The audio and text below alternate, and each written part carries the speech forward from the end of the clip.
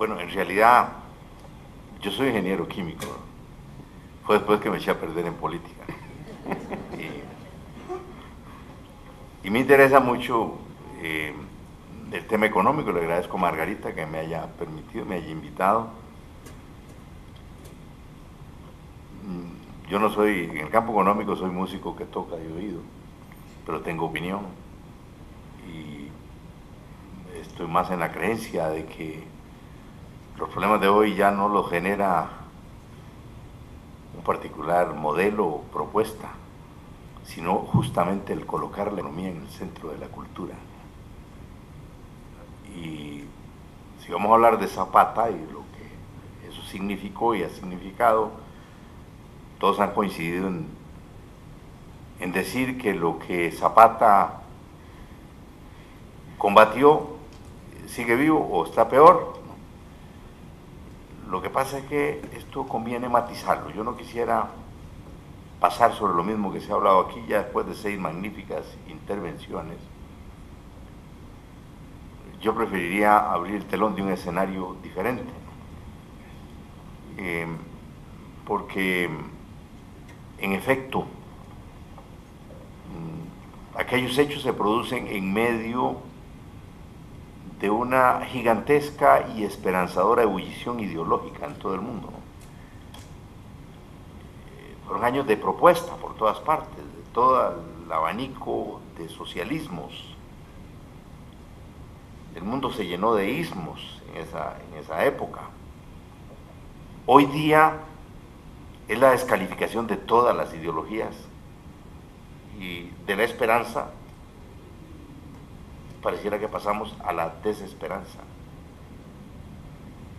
Ciertamente, como aquí se dijo, el zapatismo tuvo repercusiones regionales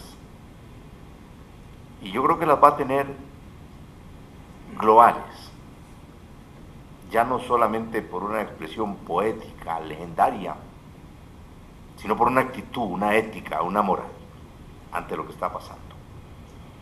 Decía Octavio Paz que este había sido el siglo XX, había sido el siglo de la socialdemocracia. Yo no creo que la socialdemocracia de hoy se merezca semejante elogio, porque la socialdemocracia de hoy lo más que discute es si es recomendable la economía de mercado y si no es recomendable la sociedad de mercado. Vean ustedes en la que hemos caído, ¿no?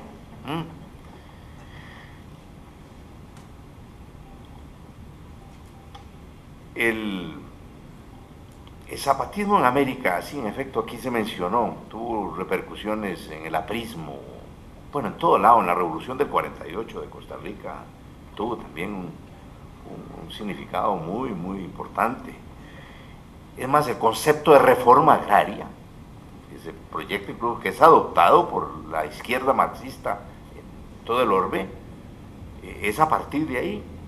Esa es la primera propuesta que sale en esa dimensión. Y yo no sé si Mao Zedong supo de Zapata, pero al plantear una revolución socialista basada no en la clase obrera, sino en los campesinos, pues sencillamente tenía una referencia ya de 50 años con lo que Zapata hizo y propuso aquí en México. Bueno, pero a mí me gustaría contextualizar esto con lo que hoy está pasando. Decía Ortega y Gasset, yo soy yo y mis circunstancias. Y lamentablemente, en tiempos de Zapata, cada país podía hacer casi lo que se le antojaba. Hoy día no es posible esto, ¿no? Hoy día el peso de lo global, querámoslo o no, nos está determinando y la pelea hoy día es la globalización del zapatismo, no como una propuesta ideológica, como una ética, que es lo que puede arreglar el mundo de hoy. Esto no lo arregla ni un nuevo modelo económico, ni una ideología salvadora. Lo arregla una ética humana ante el desafío que tenemos. Porque el problema es tan complejo. Aquí, pues en esta parte nos hemos centrado en analizar el tema económico y aquí han ahondado con cifras que yo no podría aportar sobre la magnitud de la crisis económica a la que se ha desencadenado en los últimos tiempos, que coincido, es global, esto no es solamente en Estados Unidos, y que llevó a aterrarlos tanto. Hoy día los noto un poco más tranquilos, con todo y los sustos que pega Grecia y Irlanda, que dicho sea, ¿qué se hizo Oppenheimer y el tigre celta? ¿No? Ahora no habla de eso, Oppenheimer, ¿no? Escribió un nuevo libro y no mencionó el desastre de lo que significa ese modelo, ¿no? Pues bueno, hoy que el problema estamos en que esto es como armar un cubo Rubik en la oscuridad con fichas que no calzan, ¿no? Con piecitas que no calzan. Porque si armamos lo económico, se nos destruye lo ecológico. Y si armamos lo económico, colapsa la cuestión energética.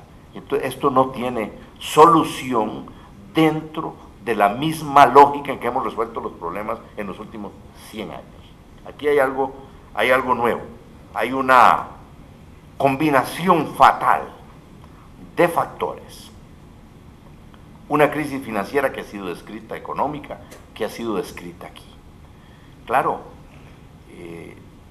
los señores que hace 100 años encontraban que el gran negocio era sembrar caña y construir ingenios azucareros para exportar, pues a finales del siglo XX se dieron cuenta que el mejor negocio era poner el dinero a hacer el amor consigo mismo.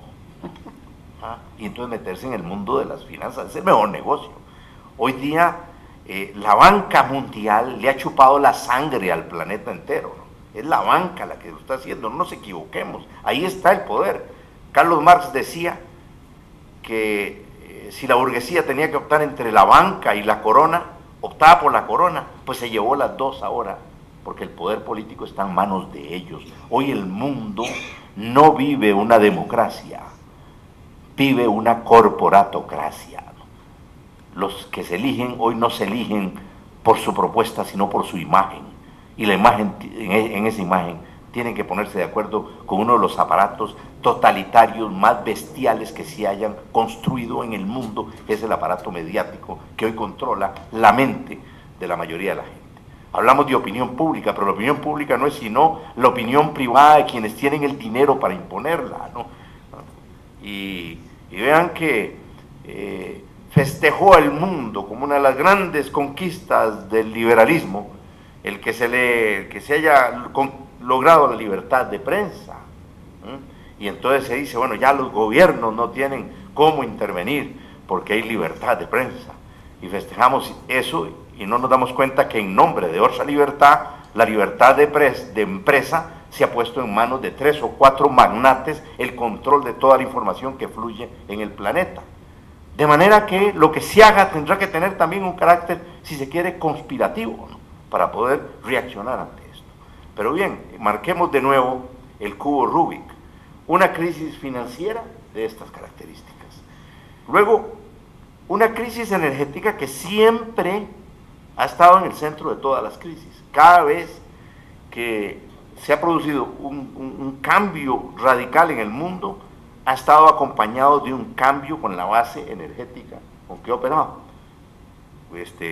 La primera revolución industrial y con ello las revoluciones liberales tuvieron el signo del carbón, y la segunda revolución industrial la del petróleo, y hoy se está acabando, y es real la situación de Estados Unidos, que importa el 60% de lo que consume.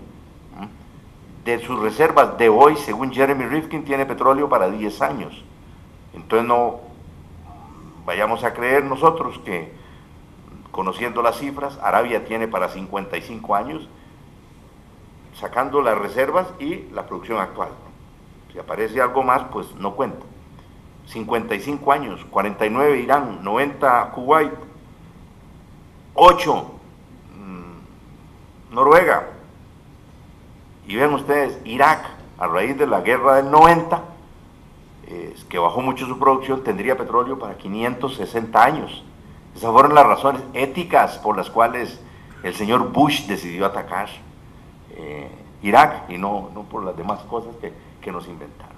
Pues si sube la economía con gasto público o por lo que sea, pues va a subir el petróleo, ¿no? El petróleo está ahí rondando los $100, y no nos vayamos a equivocar. porque la reserva, ya llegamos al pico mundial de producción petrolera. Si se activa la economía bajo este modelo, va a subir el petróleo. Entonces, no hay manera que suba, ¿no? Eso es como pretender subir a la superficie con un yunque atado al cuello, ¿no? Y además de eso, está la otra, que es la crisis climática. Muy bien, se acaba el petróleo, usemos carbón, la solución china, ¿no? Muy bien, carbón. A liberar millones y millones de toneladas de CO2 a la atmósfera con los efectos devastadores de esta crisis climática que estamos viviendo. Entonces vean ustedes, es la otra cara del cubo Rubik, que es absolutamente real, tangible, la estamos viviendo, ¿no? De manera que no se puede sostener sobre la base de prolongar la era de los combustibles fósiles. Aquí hay que ir a otra cosa. Y bueno, y a la